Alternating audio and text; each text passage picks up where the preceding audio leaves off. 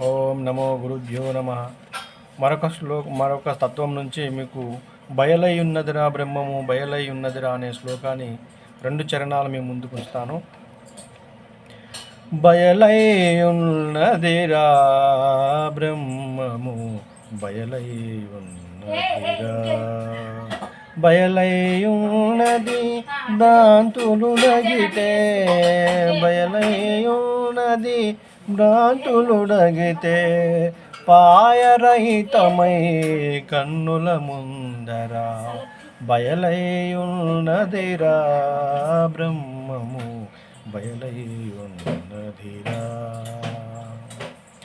సారమేమి లేదు సాధించిన గణరాదు, సారమేమి లేదు సాధించిన గణరాదు, శోధన చేయుచు సోహముగాదు,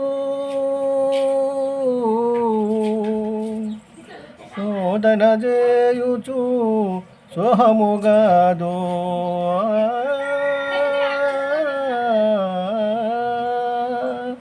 బయలై ఉన్నదిరా బ్రహ్మము బయలై ఉన్నదిరా,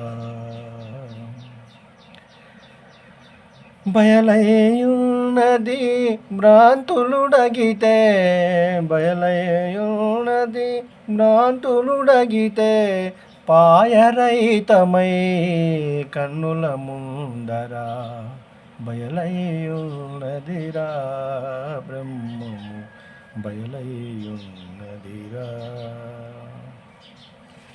ఓం నమో గురుభ్యో నమ.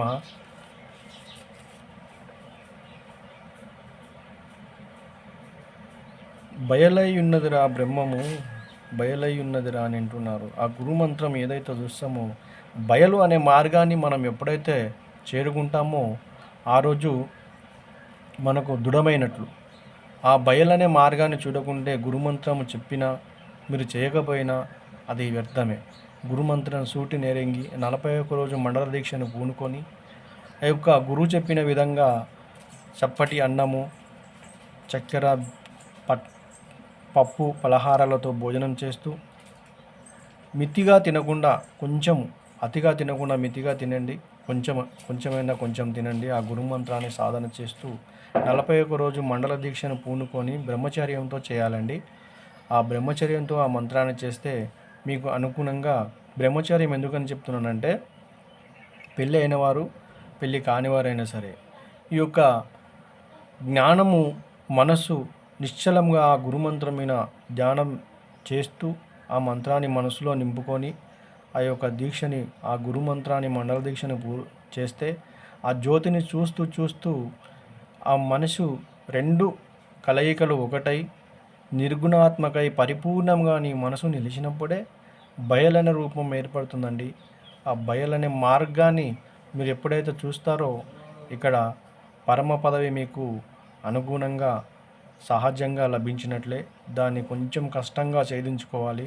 కష్టమైన పని 41 రోజు చేయడం అంటే మామూలు విషయం కాదండి. గురువు యొక్క సాధనలో నిమగ్నమై ఉండాలి.